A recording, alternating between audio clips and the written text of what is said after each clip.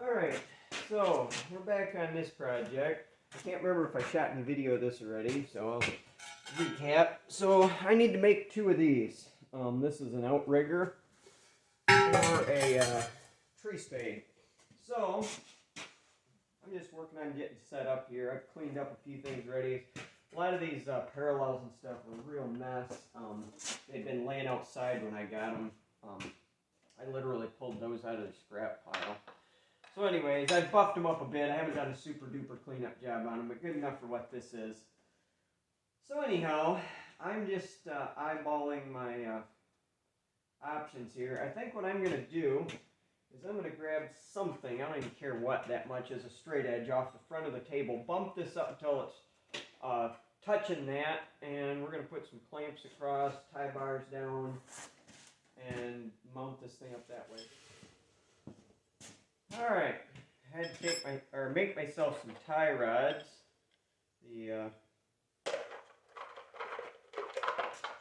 Thankfully I've got some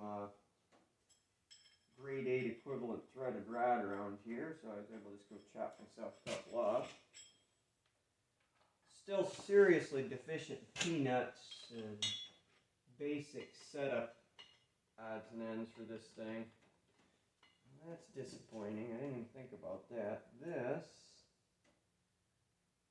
yeah, 2 3/4 inch wide.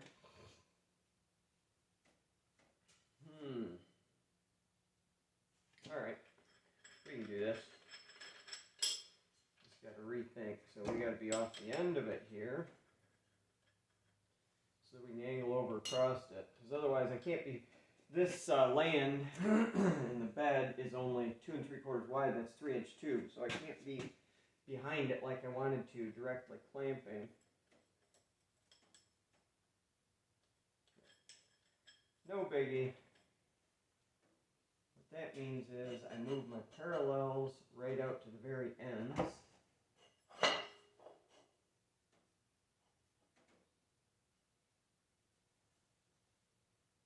Yeah, this will work. We'll have these.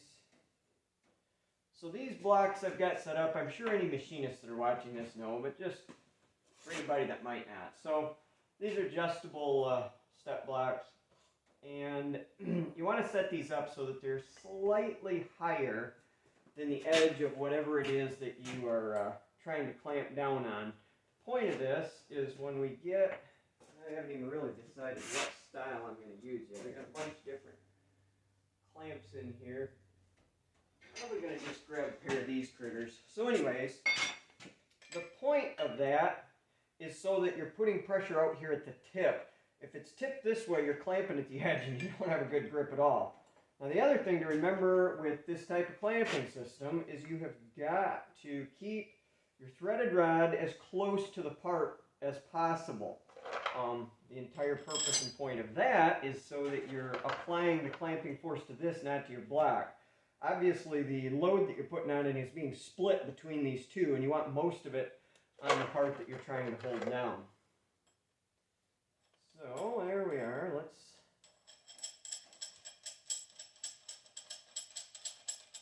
That's a pretty good looking system I've got going on right there. The question is, do we have enough of everything to do that again on the other end? So I've got to make myself a batch of T-nuts. Alright, there's another T-nut. And there's another washer.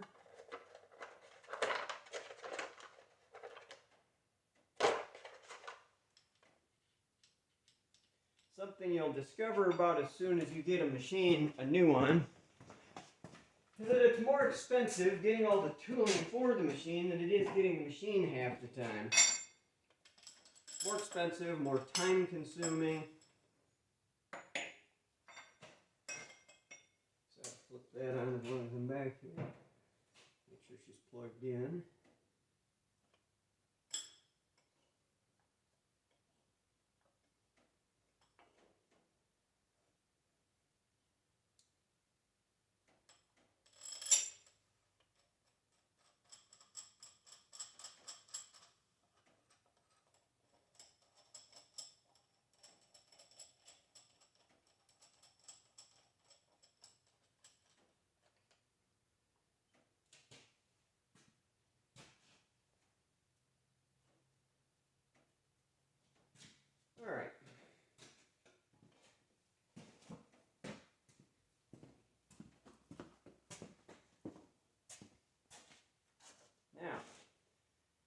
Time to do a little tunking around here.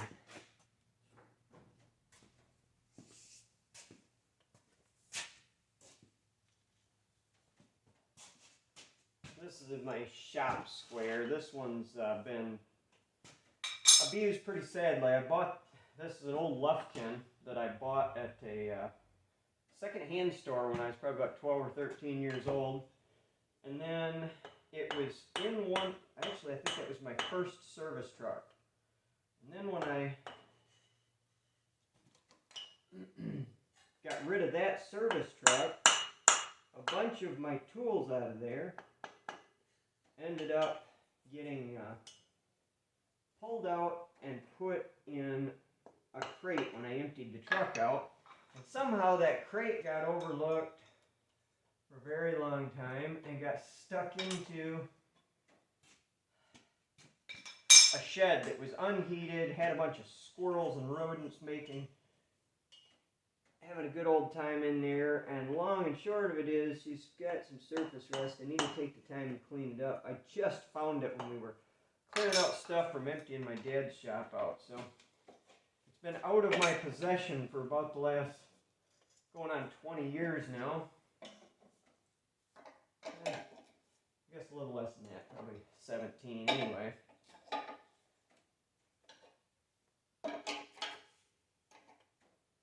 One of these days I'll take time to clean it up, but point is, it's not my best. I've got a nice blue point set.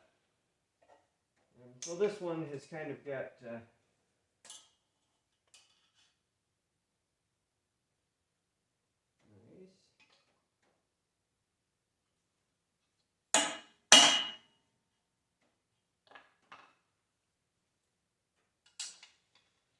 so something that I'm kind of feeling like I ought to be doing. I'm worried about this thing just being clamped this way. I really wish that I had the big angle plate cleaned up, because I'd much rather have an angle plate up here with parallels under it and behind it, so that I got something so I can't shove it over. But the big layout, or big angle plate, is a crusty mess. It needs to be, it's going to take several hours of elbow grease to clean it up. So that's not a good option at the moment, but I'm worried about that when I start drilling that I might have enough power to just push this thing. So, that being the case, I think I'm going to try and find, here we are, something like this. And it's such a pain in the butt, it's so close. So let's see here, how far apart are the holes? I'm trying to decide if this thing will fit. It's just a little bit too wide to fit between the holes. So we're going to do something different then.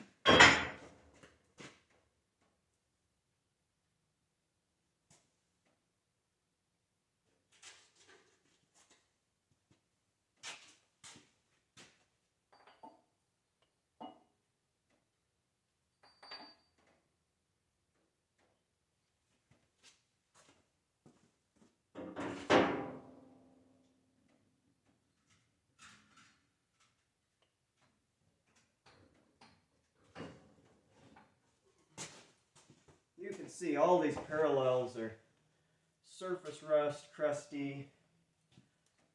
I'm not going to take the time to clean these one up for right now with what I'm using them for.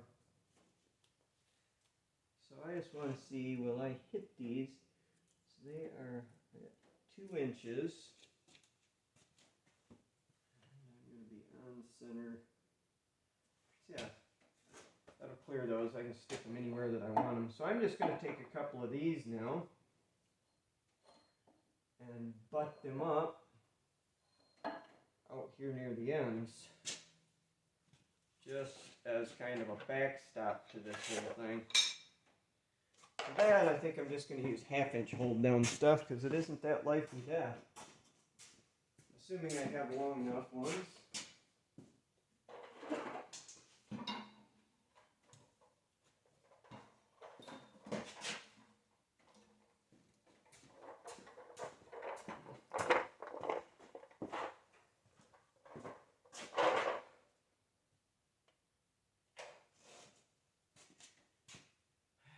have some T-nuts that are soldered for half inch that fit this machine.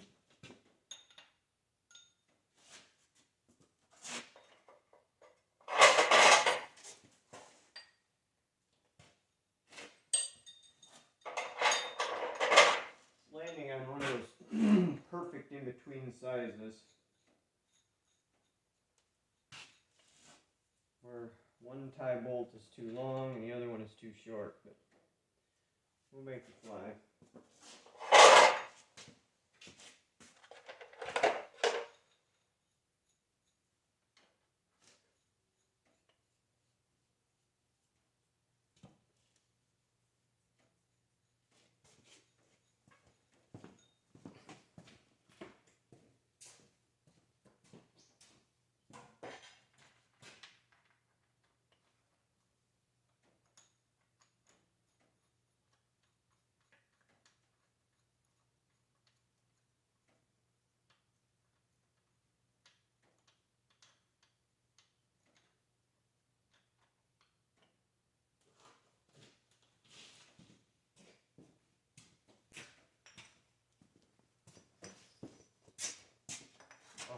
Oh, this is exactly what we need. See cobwebs hanging on it. This is all either random stuff out of the machine shop the boring mill came from, or in this instance, random stuff that was laying around my dad's shop when the big sell-out move happened. So.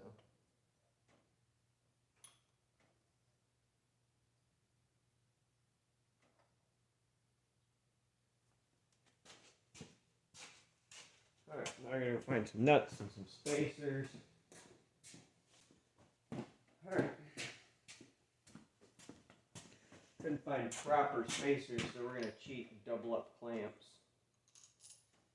Just to get to where I can make use of these longer than they ought to be tie bars.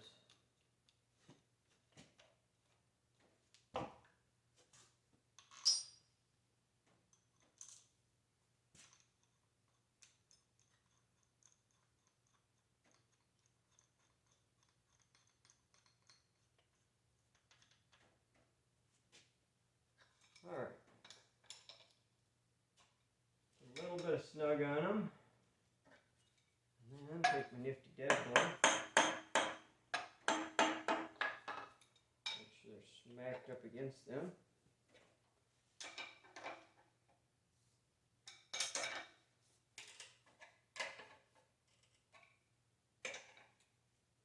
Alright.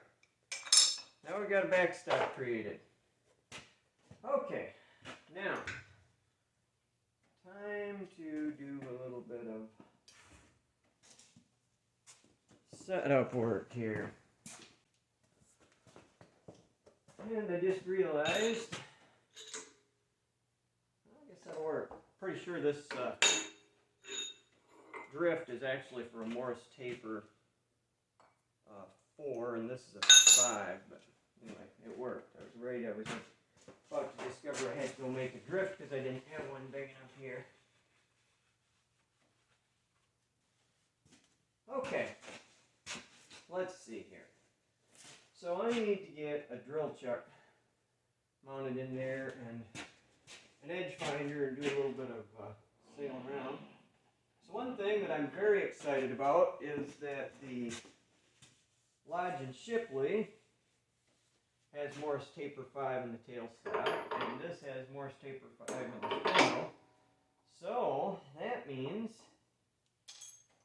that the tooling's all interchangeable, and I can just swipe the drill chuck like I just did off the Lodge and Shipley and bring her over here. Alright, I'm going to go find my edge finder now. Okay, I decided not to use an actual edge finder because this is not a machined end, it's just a saw cut end, and I don't know, maybe I'm overly paranoid, but I don't like running my nice precision ground edge finder up against the edges of unmachined, fairly rough surfaces. I don't know, I realize it's hardened, but everything wears over time. And when you got a fairly coarse surface, I figure it's just speeding that process. So I'm just going to use a wiggle finder because I'm just going to come up and find the end of it, so to speak. There we are. Alright, phase converter firing up.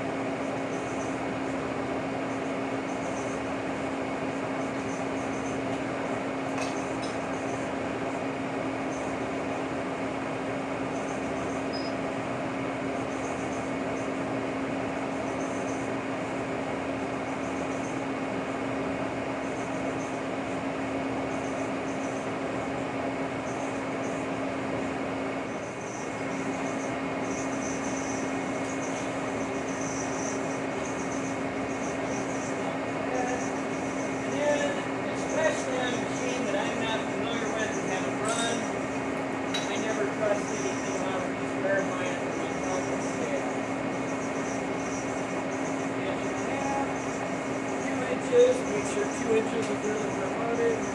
Yep. All right. Now.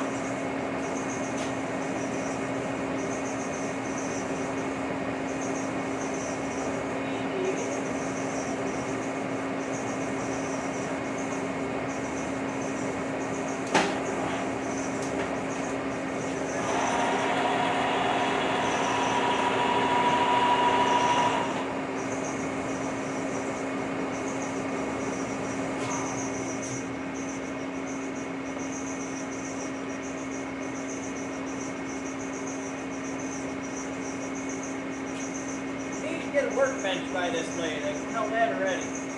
Not like, you know.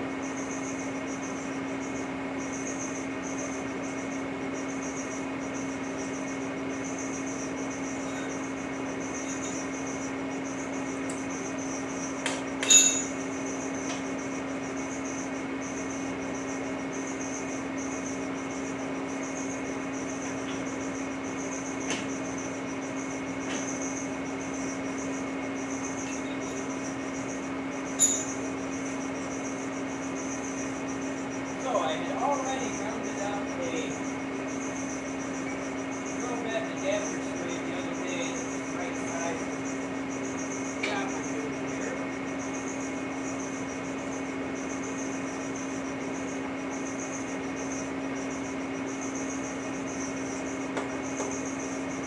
Alright, now mark that up.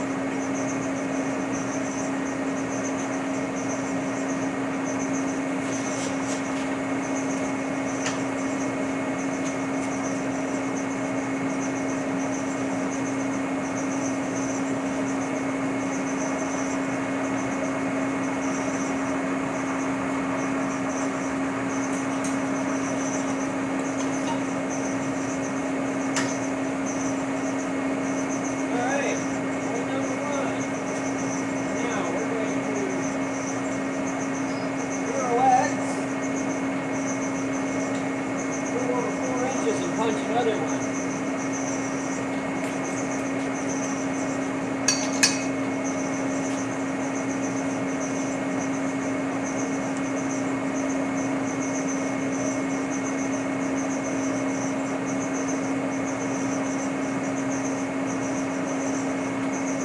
I've already heard the guys that are good mooring mill operators almost never use the crank handle. Well, I'm not claiming to be a good mooring mill operator. I'm a brand new mooring mill operator. So cut me some slack, everybody.